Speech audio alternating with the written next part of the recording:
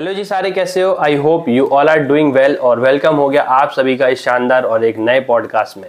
तो जी हाँ दोस्तों, आज हमारे साथ जुड़ रहे हैं KNIT सुल्तानपुर के एलुमनी आलोक सर, जो कि USA से हमसे आज कनेक्ट हो रहे हैं और रात के अभी 11:30 बज रहे हैं करीब। और मैं आपको बता दूं, ये पॉडकास्ट मेरे यूट्यूब चैनल पर पहली बार इस टाइप का मैं ले रहा हूँ कि इंडिया से बाहर कोई बंदा मेरे से कनेक्ट हो रहा है और I am very nervous and you can say excited for this, क्योंकि आज सर ने टाइम निकाल के हमको अपना वक्त दिया है।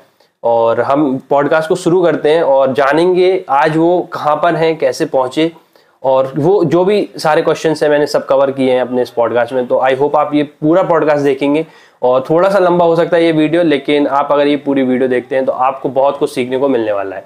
तो चलो वीडियो को स्टार्ट करते हैं बिना किसी देरी के। तो सर मैं सबसे पहले चाहूँगा कि आप अपने इंट्रोडक्शन से स्टार्ट करें। तो yes sir, please have your introduction. Hello everyone. मैंने KNIT 2009 में ज्वाइन किया था और 2012 में पास आउट किया था। उससे पहले मैंने पॉलिटेक्निक किया था 2006 से 9 में और 10th 2006 में पास किया था। So kind of like 10th, उसके बाद पॉलिटेक्निक 3 साल और फिर 3 साल बीटेक।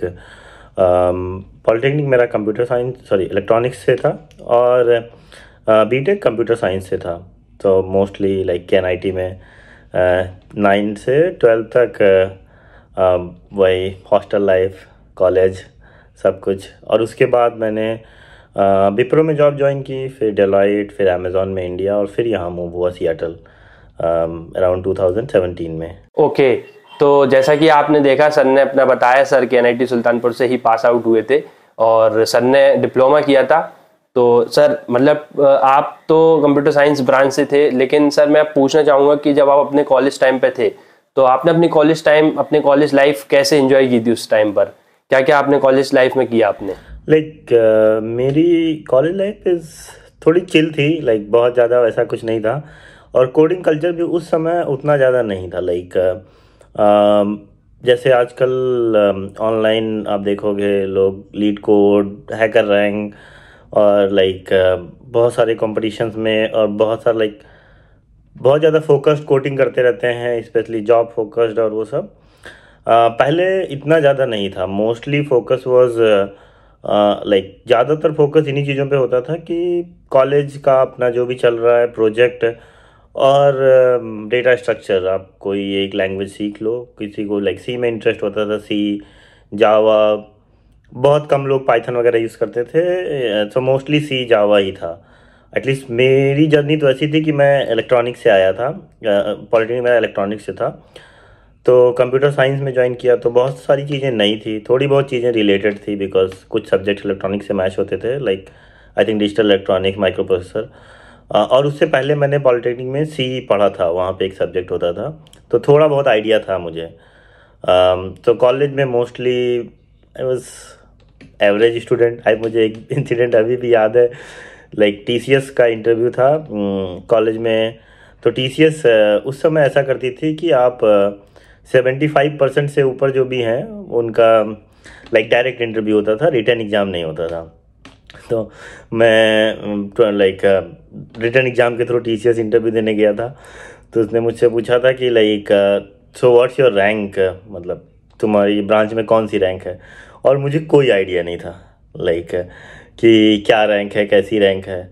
तो मैंने उसको ऐसे ही बोल दिया रैंडमली, मे बी हमारी ब्रांच में अराउंड 55-60 लोग थे, तो मे बी 20-25। तो बंदा बोल रहा है कि बट 25 लोग तो डायरेक्ट इंटरव्यू के लिए आए हैं और तुम रिटर्न से आए हो, तो 25 के अंदर तो होगा नहीं। मैंने कहा हाँ, बट याद नहीं है। तो mostly college life was from study perspective mostly average थी।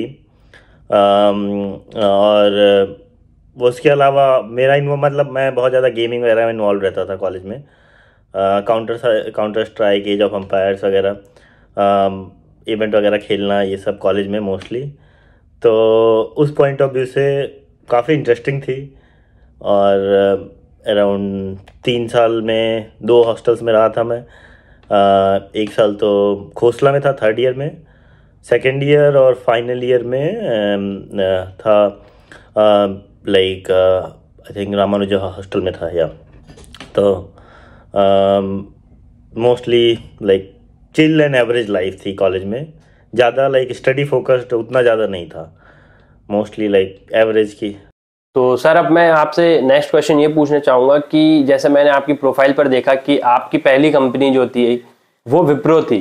तो विप्रो आपका ऑन कैंपस हुआ था कि ऑफ कैंपस हुआ था, और आपको किस प्रोफाइल पर आपने काम किया है विप्रो में, तो उसका थोड़ा एक्सपीरियंस शेयर कीजिए सर। तो विप्रो में मेरी प्रोफाइल थी लाइक सॉफ्टवेयर इंजीनियर की, बट लाइक जो मेरी टीम मतलब ट्रेनिंग के बाद जो मैंने टीम ज्वाइन की थी वो मोर फोकस्ड ऑन थी डेटा इंजीनियरिंग। तो उस समय डेटा इंजीनियरिंग वर्ड इतना पॉपुलर नहीं था वर्ड, तो टाइटल सॉफ्टवेयर इंजीनियर ही होता था, बट मोस्टली मैं डेटा इंजीनियरिंग पे काम करता था, लाइक डेटा प्रोसेसिंग और लाइक मोस्टली टूल्स यूज़ होते थे, बिग डेटा वगैरह उस समय उतना यूज़ नहीं होता था, तो मेरी प्रोफाइल डेटा फोकस थी। अगर अभी से रिलेट करें तो you can say data engineer. उस समय डेटा इंजीनियर ऐसा कोई स्पेसिफिक रोल उतना होता नहीं था, सो लाइक टाइटल जो था वो सॉफ्टवेयर इंजीनियर ही था। सर अब मेरा नेक्स्ट क्वेश्चन ये है कि आपने कब सोचा, when you think about to switch, क्योंकि आप विप्रो में कर रहे थे, हाँ वो बात अलग है आप बोर हो गए थे, आप बोले कि एक ही काम से आपको वो इंटरेस्ट नहीं आ रहा था, तो आपने मतलब कैसे सोचा, उसके लिए अलग से कुछ प्रिपरेशन की या आपने कैसे अप्लाई किया, जो कि डेलॉइट थी आई गेस सेकंड कंपनी आपकी, तो उसके बारे में थोड़ा बताइए, स्विच कैसे किया आप। हाँ, विप्रो के बाद मैंने डेलॉइट ज्वाइन किया था। लाइक विप्रो का इंसिडेंट ऐसा था कि मेरा जो प्रोजेक्ट था वो एक आई थिंक इंडियन क्लाइंट था कोई, तो वो काइंड ऑफ सपोर्ट प्रोजेक्ट था, उतना काम होता नहीं था, तो मैं बहुत फ्रस्ट्रेट हो गया था उसमें। लाइक ऑफिस जाना, वहाँ बैठे रहना, थोड़ा बहुत काम होता था, काम करना, फिर घर चले आना, लाइक 1-2 घंटे का भी काम नहीं होता था, तो मैं उससे बहुत फ्रस्ट्रेट हो गया था। तो मैंने अपने मैनेजर से बात की कि मुझे दूसरे प्रोजेक्ट में जाना है। तो उसने बोला नहीं, इतनी जल्दी तो नहीं जा सकते आप, अराउंड कॉलेज से फ्रेशर कोई आया है तो उसको 2 साल तो रहना ही होता है।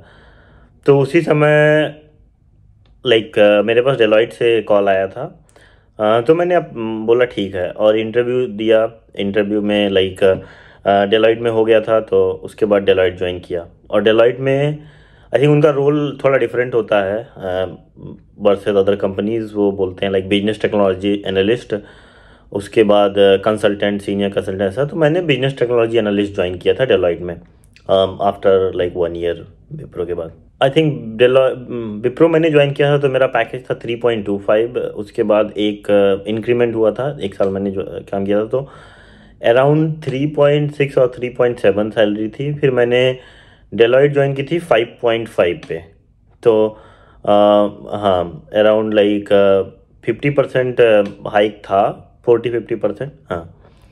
बट मेरा मेन फोकस उस समय यही था, किसी तरह इस प्रोजेक्ट से निकलना है, बिकॉज इसमें कुछ भी काम नहीं है।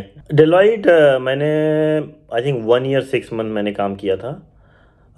डेलॉइट मैं बोलूँगा कि अच्छी कंपनी है, इट डिपेंड ऑन कि अगर आप उसमें उस कल्चर में फिट इन होते हो। जैसे मेरे साथ क्या हुआ था कि काम वगैरह के पर्सपेक्टिव से तो काफ़ी अच्छा था, काम वगैरह, ट्रैवल, डेलॉइट में ट्रैवल काफ़ी होता है जनरली, तो वो सब चीज़ें मुझे अच्छा लगता था। बट डेलॉइट में ये था कि उनका कल्चर ऐसा था कि like you need to present your self a lot, ऐसा होता है डेलॉइट का, क्योंकि वो मोर ऑन कंसल्टिंग कंपनी है, तो क्लाइंट्स आते रहते हैं। तो मुझे कुछ चीज़ें थोड़ी अनकंफर्टेबल लगती थी, लाइक जैसे आपको लाइक ब्लेजर वगैरह पहन के आना है regular, like not regularly but कभी कभी, डिपेंड ऑन योर प्रोजेक्ट, या लाइक बहुत थोड़ा फॉर्मल कल्चर ज़्यादा था वहाँ पे। टेक वाला उतना कल्चर नहीं था कि तुम लाइक टेक में मोस्टली कल्चर ऐसा होता है कि अपना काम होना चाहिए तुम्हारा, बाकी तुम कैसे क्या कर रहे हो उतना किसी को फर्क नहीं पड़ता है।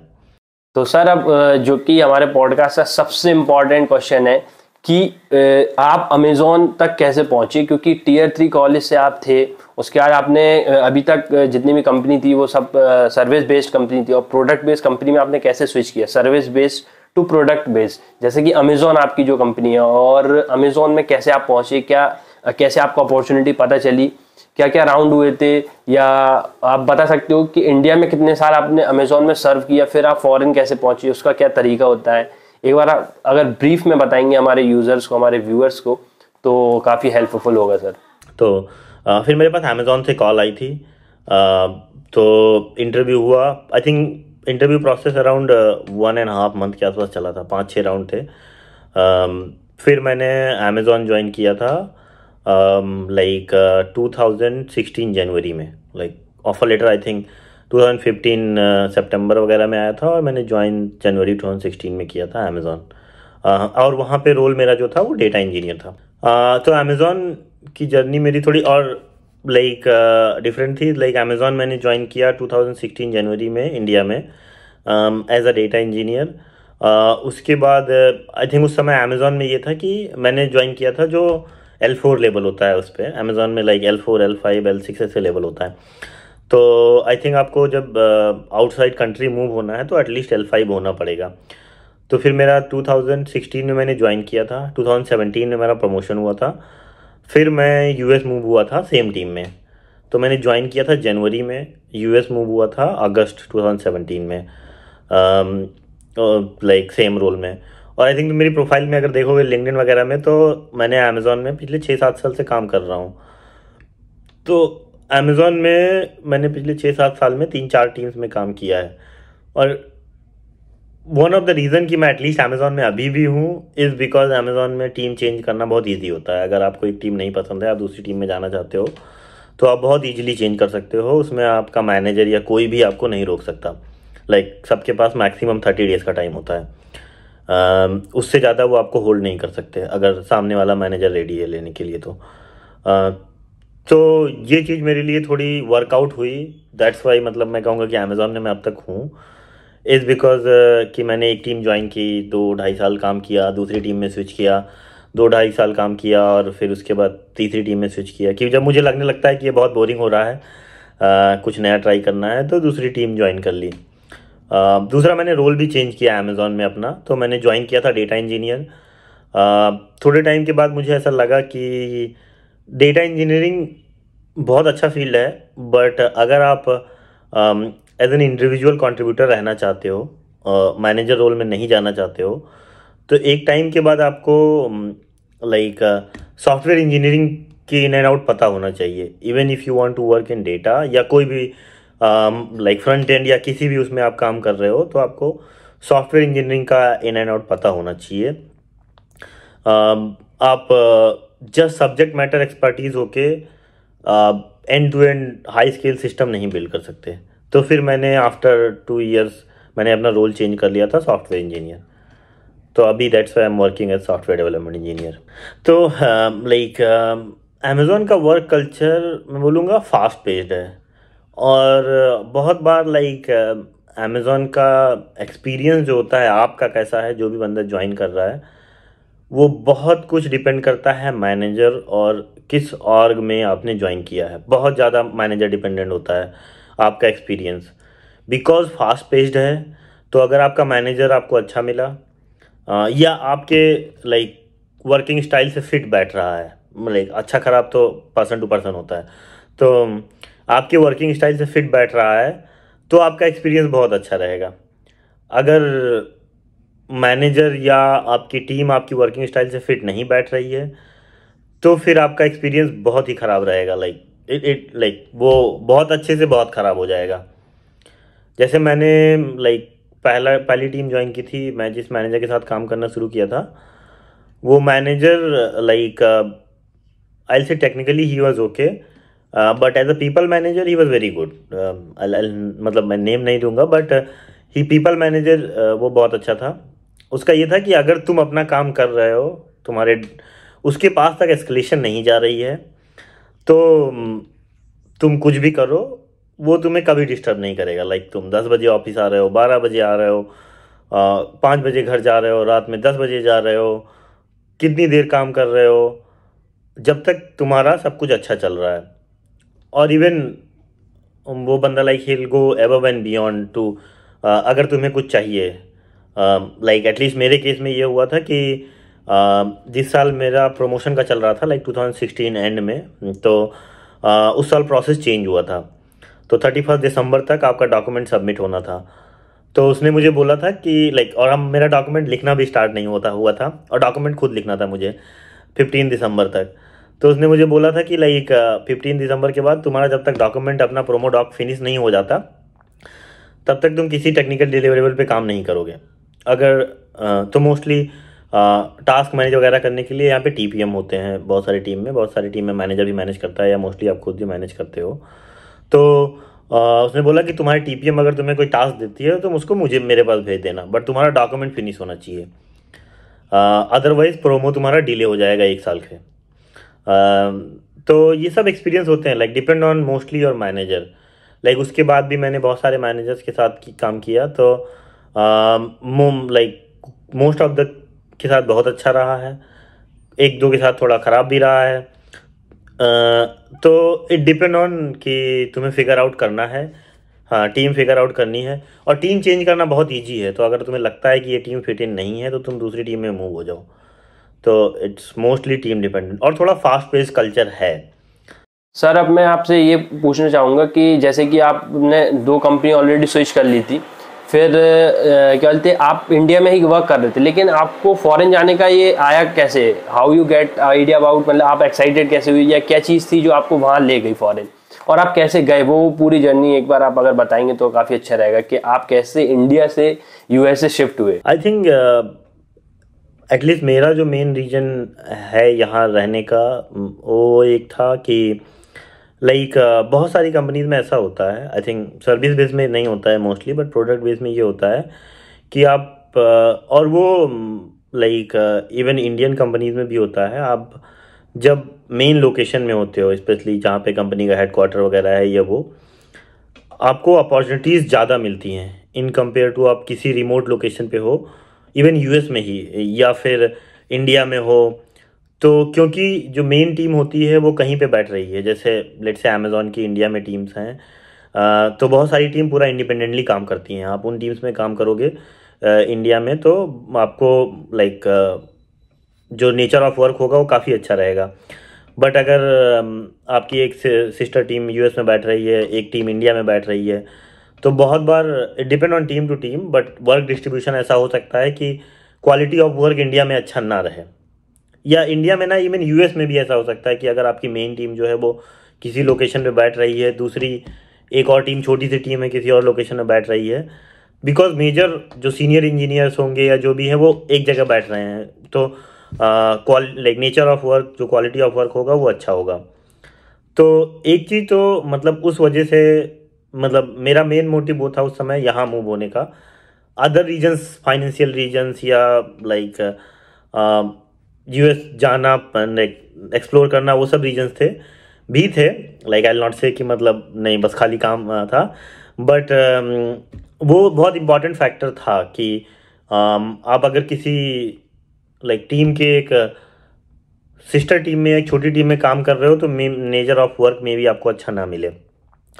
दूसरा वर्क कल्चर के पॉइंट ऑफ व्यू से आई थिंक ये चीज़ें इंडिया में जैसे अगर किसी की शादी हो जाती है, बच्चे हो जाते हैं, तो आप देखोगे कि वो ऑफिस टाइमिंग उसका एक फिक्स्ड हो जाता है प्रॉपर, लाइक 9 बजे आना, 6 बजे जाना, 7 बजे जाना, मतलब वो घर पे टाइम देने लगता है अपने।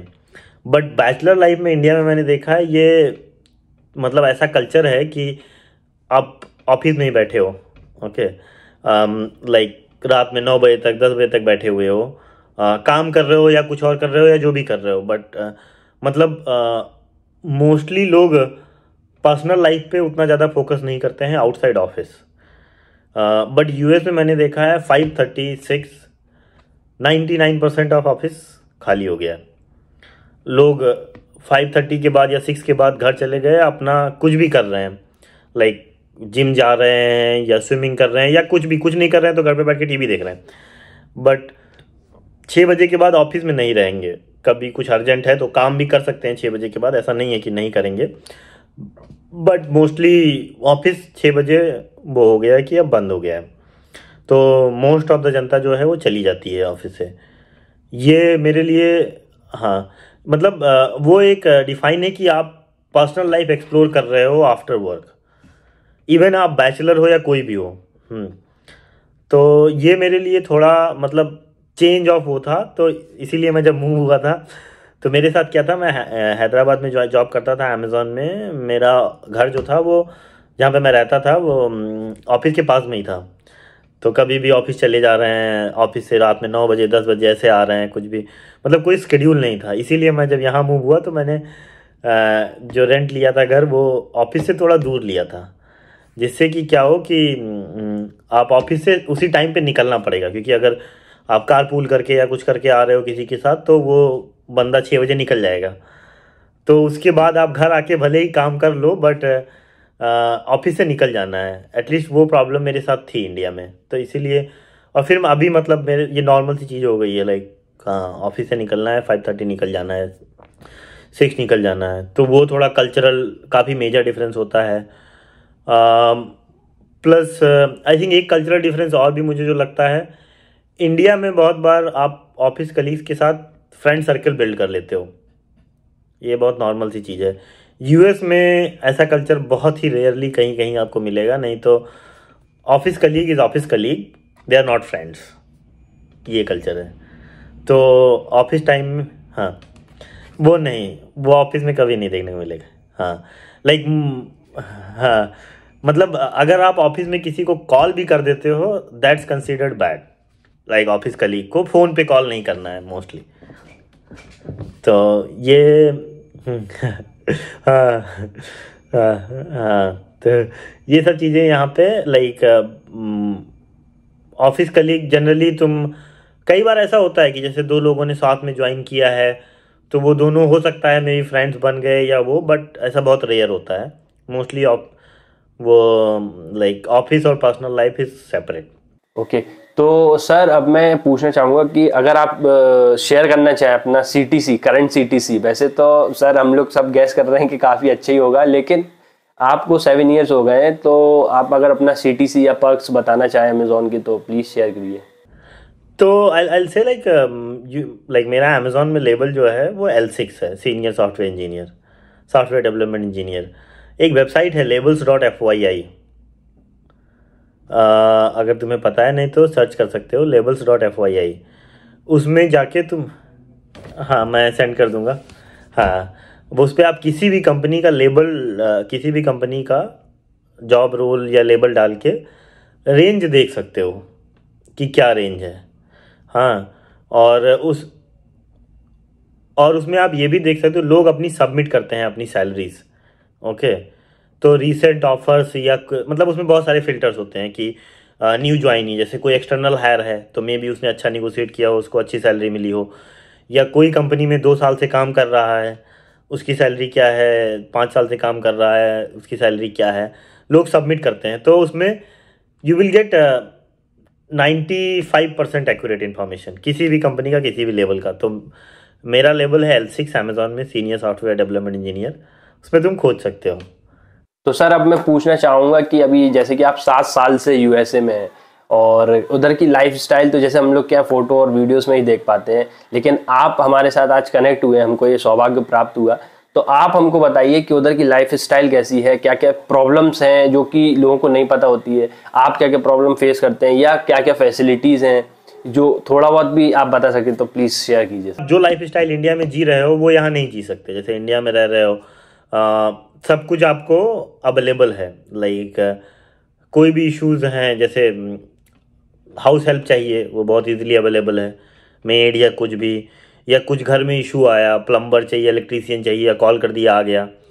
यहाँ कुछ इशू आया तो आप फ़ोन करोगे वो 2 दिन बाद आएगा, उसका भी अपॉइंटमेंट लेना पड़ेगा तब वो आएगा। इंडिया कंपनसेशन में अगर आप किसी अच्छी टेक कंपनी में हैं तो आप एक लग्जरी लाइफ जी सकते हो। लाइक मेड या कोई भी सर्विसेज चाहिए, जैसे तुम्हें प्लम्बर, इलेक्ट्रीशियन या एनी काइंड ऑफ सर्विस तुम्हें चाहिए तो बहुत ईजिली अवेलेबल हो जाती है। बट यूएस में वो सब सर्विसेज के लिए काफ़ी स्ट्रगल करना पड़ता है। लाइक अगर तुम्हें इलेक्ट्रीशियन चाहिए, उसको बुलाना है तो हो सकता है वो 2 दिन बाद आए, 3 दिन बाद आए। और इवन लाइक किसी भी तरह की जैसे मेड वगैरह अवेलेबल होना पहले तो बहुत मुश्किल है, अगर आपको मिलेगा तो लाइक आपको मेजर पार्ट ऑफ आपकी सैलरी देना पड़ेगा। तो बहुत सारी चीज़ें यहाँ खुद से करनी पड़ती हैं। अब आई थिंक उसका एडवांटेज ये हुआ कि बहुत सारी चीज़ें ऑटोमेटेड भी हैं, जैसे मोस्ट ऑफ द हाउसेज में डिशवॉशर लगा हुआ है। अब ये डिपेंड करता है आप कुक क्या करते हो। जैसे आप कोई इंडियन डीप फ्राइड डिश बनाते हो तो उसको खुद ही वॉश करना पड़ता है, डिश वॉशर नहीं कर पाता है। बट नॉर्मल चीज़ें हो जाती हैं, या वैक्यूम क्लीनर होता है उससे क्लीनिंग इजीली हो जाती है, इतना डस्ट नहीं होता है। तो मतलब बहुत ज़्यादा काम नहीं होता है। बट अगर आप देखो इंडिया कंपैरिजन करो तो वहाँ आपको अगर आप एक handsome amount of money earn कर रहे हो तो कुछ नहीं करना होता है, सब कुछ आपको अवेलेबल मिल जाता है। तो वो डिपेंड करता है कि आप कैसी लाइफ स्टाइल इंजॉय करना चाहते हो। जैसे मेरे एक दो फ्रेंड हैं जो यहाँ आए, 1-2 साल रहे, वापस चले गए, क्योंकि मोस्टली कंपनसेशन का बहुत ज़्यादा डिफरेंस नहीं रह गया है। जैसे मैं बता रहा था कि लाइक अगर इंडिया में आपको 1 CR मिल रहा है, यहाँ आपको 2 CR मिल रहा है, तो आपके एक्सपेंसेस भी उसी हिसाब से ज़्यादा हैं। तो सेविंग इंडिया से थोड़ी ज़्यादा होगी, बट इट डिपेंड ऑन कि वो सेविंग तुम्हारे लिए मैटर करती है क्या। जैसे अगर तुम 40 लाख सेव कर रहे हो, या तुम 50 लाख सेव कर रहे हो, या फिर 80 लाख, 90 लाख या 1 करोड़ सेव कर रहे हो, तो बहुत ज़्यादा डिफरेंस नहीं रह जाता एक टाइम के बाद। मोस्टली मैटर करता है। बहुत लोग के साथ ये भी होता है, जैसे मेरे साथ क्या हुआ था, मैं आया था तो बहुत सारे लोग आए थे मेरे साथ अमेज़ॉन से, तो मतलब मेरा एक सर्कल बिल्ड हो गया था, तो मुझे थोड़ा आइसोलेटेड टाइप नहीं लगा। बट अगर आप जैसे पढ़ने आते हो तो फिर आपका यहाँ फ्रेंड सर्कल बन जाता है, बट अगर आप जॉब में आते हो तो कुछ लोग के साथ ये भी हो सकता है थोड़ा आइसोलेशन फील हो। तो सर काफ़ी बच्चों का कमेंट आता है, काफ़ी लोग सर्च करते हैं इंटरनेट पे। इवन मैं खुद 1-2 बार सर्च किया हूँ, क्योंकि मैं 1-2 बार ऐसी सर्च कर रहा था, तो मैंने भी सर्च किया था। और वो क्वेश्चन ये रहता है कि फॉरेन कैसे जाए, क्योंकि बहुत बच्चे सोचते हैं कि यार बहुत पैसा लगेगा, रियलिटी क्या होती है, एक्चुअल में कैसे पहुंचा जाता है, मास्टर्स करके पहुंचने चाहिए या कंपनी के थ्रू पहुंचने चाहिए, क्या बेटर ऑप्शन रहता है। अगर आप थोड़ा सा इसके बारे में बता सकते हैं तो प्लीज़ बताइए। और अगर हमारे जो व्यूअर्स हैं वो चाहते हैं कि इस पर एक डिटेल्ड वीडियो बने कि फॉरेन, इंडिया से फॉरेन तक का सफ़र कैसे तय करना चाहिए किसी भी स्टूडेंट को, तो उस पर हम किसी नेक्स्ट वीडियो शूट कर लेंगे उस पर्टिकुलर टॉपिक पर। तो अभी आप अगर थोड़ा सा बता सकें तो प्लीज़ सर। हाँ, तो आई थिंक फर्स्ट थिंग, पहले तो जैसे कोई भी फॉरेन जाना चाहता है तो उसको ये फिगर आउट करना चाहिए कि वो क्यों जाना चाहता है। से अगर वो केवल पैसे के लिए जाना चाह रहा है तो वो रीथिंक करना चाहिए। बट लाइफ स्टाइल के लिए अगर आना चाह रहा है तो मैं कहूँगा यस। आई थिंक अगर मेरा सजेशन ये है, अगर एक्चुअली में मास्टर्स में इंटरेस्ट है या बाहर जाने में इंटरेस्ट है तो मास्टर्स के लिए जा सकते हैं, लोन वगैरह ले सकते हैं। इट्स नॉट, मतलब अगर आपको अच्छा कॉलेज मिल रहा है, आई से कि कॉलेज देखना चाहिए। अगर ठीक ठाक कॉलेज मिल रहा है तो फॉर श्योर, मतलब मैं कहूँगा like can go for it. जैसे यूएस में आते हो आप तो एमएस करने के बाद अब 3 साल का वर्क परमिट मिलता है। अगर आपको ठीक ठाक जॉब मिल गई तो आपका लोन वगैरह का तो कवर हो जाता है, एटलीस्ट बेयर मिनिमम। तो आप डेट फ्री तो तभी हो जाते हो। तो अगर आपको ठीक ठाक कॉलेज मिल रहा है तो for sure go for it, मैं तो ये कहूँगा एमएस वगैरह के लिए। बट एक चीज़ के लिए, अगर आप एमएस के लिए आ रहे हो, एक चीज़ के लिए रेडी रहो आप कि काम करना पड़ेगा आपको एमएस के टाइम पे। एटलीस्ट मेरे जो फ्रेंड्स हैं एमएस वाले जिनसे मेरी बात हुई है, अगर आपको कॉलेज में मिल जाता है then it's a different thing. Otherwise आप बाहर भी जॉब कर सकते हो, depend on I think college, वो आपको चेक करना पड़ेगा क्या अलाउ करते हैं वो। बट क्योंकि आपके जो एक्सपेंसेस होंगे वो यहाँ पे काफ़ी हाई होते हैं, तो अगर आप एक्सपेक्ट करोगे कि आप इंडिया से पैसा लाके यहाँ खर्चा कर रहे हो तो उसमें डिफ़िकल्टीज आएंगी। तो आप रेडी रहो कि यहाँ पे कोई भी और जॉब, जैसे लोग रेस्टोरेंट में जॉब करते हैं या कहीं भी जॉब करते हैं, और मोस्टली यहाँ पे वो कल्चर नहीं है जो आप इंडिया में देखते हो कि रेस्टोरेंट वर्कर या जो कोई भी लो पेइंग जॉब को काफ़ी रेस्पेक्टफुली देखा जाता है। तो you don't need to worry about उस सब चीज़ों के लिए। तो अगर एमएस में आपको ठीक ठाक कॉलेज मिल रहा है, मैं कहूँगा गो फॉर इट। आफ्टर 12th मैं रिकमेंड नहीं करूँगा, क्योंकि वो अगर आपको बहुत अच्छा लगे, आईवी लीग का कॉलेज मिल रहा है, then go for it. But अगर उससे कम है then I mostly not recommend. अगर आपके पास पैसा है then go for it, but अगर आप लोन लेके सोच रहे हो तो वो एक्सपेंस बहुत ज़्यादा हो जाता है। क्योंकि लेट से अगर आपका on an average expense 40 lakh 50 lakh per year आ रहा है, तो 4 साल का एक्सपेंस इज लाइक 2 CR, और वर्क परमिट आपको 3 साल का ही मिलेगा। तो अगर उसके बाद आपका H1 वगैरह नहीं निकला तो फिर डिफ़िकल्टीज बहुत ज़्यादा हो जाएंगी, आपका लोन अमाउंट बहुत ज़्यादा हो जाएगा। एमएस के बाद उतना डिफ़िकल्ट नहीं होता है, क्योंकि आप बैचलर करके आते हो जॉब आप कर लेते हो तो थोड़े बहुत एक्सपेंसेस मैनेज कर लेते हो, 2 साल का होता है तो लोन भी कम होता है, और लाइक जॉब मिल गई तो आप लोन अपना पे कर सकते हो, उसके बाद आप करियर डिसाइड कर सकते हो, यहाँ रहना है, वापस जाना है, क्या करना है। सो आई से अगर आप if you are getting good college like Ivy League college after 12th, go for it. After bachelors I say if you are getting good college, go for it. अब जस्ट इसलिए आना कि आपको यहाँ आना है, कोई बहुत ही लाइक एवरेज या बिलो एवरेज कॉलेज में आना, I say like maybe think about it, how is your financial situation. Okay. तो यार हमने इतने सारे क्वेश्चंस पूछे और आपको सभी को हमें लग रहा है समझ में आया होगा, काफ़ी हद तक समझ में आया होगा, काफ़ी हेल्पफुल रहा होगा। मेरा सर आपसे एक लास्ट क्वेश्चन और है, जो हमारे अपकमिंग एस्पिरेंट्स हैं, हम जैसे बच्चे जो अभी कॉलेज में हैं, उनके लिए आप क्या टिप्स और एडवाइस देना चाहेंगे? तो आई थिंक एक चीज़ मैं कहूँगा कि अभी आज के टाइम में बहुत सारा मटेरियल अवेलेबल है, फ्री मटेरियल अवेलेबल है यूट्यूब और इंटरनेट पे, तो गो फॉर इट प्रिपेयर करने के लिए। ऑल्सो बिकॉज लाइक आईटी में इन्वायरमेंट ऐसा है कि अभी थोड़ा नंबर ऑफ जॉब्स उतनी ज़्यादा नहीं है जो 1 साल या 2 साल पहले का सिचुएशन था, तो थोड़ा स्ट्रगल होगा। मतलब you need to prepare your self, like data structure में यू नीड टू पुट 100%। और प्रिपेयर करने का तरीका एटलीस्ट जो मैं करता हूँ इज़ लाइक गिटहब से किसी का प्रोजेक्ट देखो, उसको समझने की कोशिश करो। अब 90% आपकी कोडिंग नॉलेज बिल्ड होती है दूसरे का कोड पढ़ के, तो गिटहब से प्रोजेक्ट निकालो या कहीं किसी और ने किया हुआ है उसको पढ़ो, समझने की कोशिश करो उसने ऐसे कैसे सॉल्व किया है, इसमें क्या इश्यूज हो सकते हैं, तो that is very good. Try to understand basics of computer science, क्योंकि वो बहुत काम आएगा इन फ्यूचर। और अगर आपको आईटी में रहना है, अगर आपको कम सैलरी की जॉब मिलती है, तो भी अगर आपको इंटरेस्ट है, गो फॉर इट। जैसे मेरा लाइक एक फ्रेंड का फ्रेंड है, उसने 8,000 से स्टार्ट किया था 2012 में, स्टार्टअप में उसका खर्चा भी नहीं निकलता था। आज की डेट में वो इंडिया में ही है, उसकी सैलरी 2 CR है। तो if you are good, if you have interest, तो मतलब ये डिमोटिवेट नहीं होना चाहिए। स्पेशली यूपी में थोड़ा कल्चर ऐसा है कि बहुत बार पेरेंट्स वगैरह भी पुश करते हैं, बैंक पीओ या इसके लिए चले जाओ या टीचर्स जॉब के लिए प्रिपेयर कर लो या कुछ कर लो। अगर आपको इंटरेस्ट है then go for it. Even salary कम है, आप सैलरी कभी भी बैलेंस कर सकते हो, 1 साल बाद 2 साल बाद उतना फ़र्क नहीं पड़ेगा। तो read lot of code, focus on data structure, try to understand मतलब दूसरों के प्रोजेक्ट से।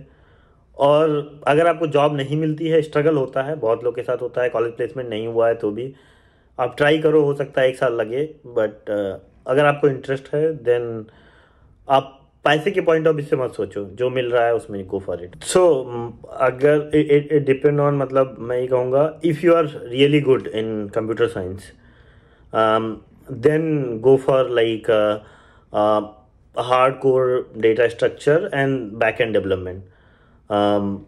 Backend development is like backend code build करना, उस पर फोकस करो आप ज़्यादा से ज़्यादा जितना भी हो सकता है। वेब पे फोकस कर सकते हो, but mostly backend is far more important then web development, अगर आप अच्छे हो तो। एक्चुअली में if you feel like you are average student, क्योंकि वो आप एक बार आपका बैकएंड स्ट्रांग हो गया, कोडिंग डेटा स्ट्रक्चर स्ट्रांग हो गया, एमएल वगैरह में मूव करना भी बहुत आसान है। अगर आप एवरेज हो देन आपको एक फील्ड पिक करना ज़्यादा इजी पड़ेगा, क्योंकि अगर आप जनरलाइज सॉफ्टवेयर बैकएंड इंजीनियरिंग में जाते हो तो उसका कोई स्कोप नहीं है, मतलब लाइक अनलिमिटेड है वो, कुछ भी पूछा जा सकता है इंटरव्यू में। अगर आप सोच रहे हो कि आप एक स्पेसिफिक फील्ड टारगेट करना चाहते हो, मैं कहूँगा like you can target like data, big data, ML, those are like go hand on hand, and then I will put web development last में, क्योंकि वेब डेवलपमेंट में क्या होता है कि अगर आप उस करियर में जाते हो एक लिमिट के बाद, लाइक आफ्टर 5-10 ईयर्स वो स्केल नहीं करता है करियर, फिर आपको किसी और करियर में फिगर आउट करना पड़ता है। जैसे आप मैनेजरियल पोजीशन में चले जा रहे हो, या फिर अगर आपको आईसी में रहना है देन वो कुछ और फिगर आउट करना पड़ता है। सो यार that's it for this video. और आई होप अगर आप यहाँ तक वीडियो देख रहे हो तो यार वीडियो को लाइक कर दो और चैनल पे अगर नए हो तो सब्सक्राइब जरूर करके जाना। आप लोग ने इतना प्यार दिया है, आज मैं 700 सब्सक्राइबर्स पूरे कर चुका हूँ और उससे भी ज़्यादा भी हमको करना है, अभी तो शुरुआत है। तो प्लीज़ सब्सक्राइब करो, सपोर्ट करो अपना। कमेंट जरूर करो कि आपको कौन से वाले पार्ट या कौन सी वाली चीज़ आपको समझ में नहीं आई या आप कुछ पर्टिकुलर टॉपिक्स पूछना चाहते हो तो सर जरूर कमेंट में आपको रिप्लाई करेंगे। मैं खुद आपको कमेंट में रिप्लाई करता हूँ। तो आप लोग कमेंट जरूर करो और शेयर करो अपने फ्रेंड्स, फैमिली, भाई बहन सबके साथ, ठीक है। और चलो मिलते हैं नेक्स्ट वीडियो में जल्दी ही। और या मैं आपको एक चीज़ बताना भूल गया, आप ये मेरा माइक देख रहे हो, ये गेनेरो का है। और अगर आप में से कोई कंटेंट क्रिएट करता है और ये परचेज करना चाहता है तो लिंक डिस्क्रिप्शन में दे दी गई है, सारे जो मैंने माइक यूज़ किए अभी तक अपने वीडियोज़ में। और ऐसा ही नहीं, आप लिंक पर जाएंगे तो आपको काफ़ी अच्छा डिस्काउंट देखने को मिलेगा। तो please check out the links in the description. और सर का भी मैं लिंक्डइन अकाउंट दे दूंगा, तो वो भी आप जरूर जाके चेक करिए, सर से आप कनेक्ट हो सकते हैं। तो यार थैंक यू फॉर वॉचिंग।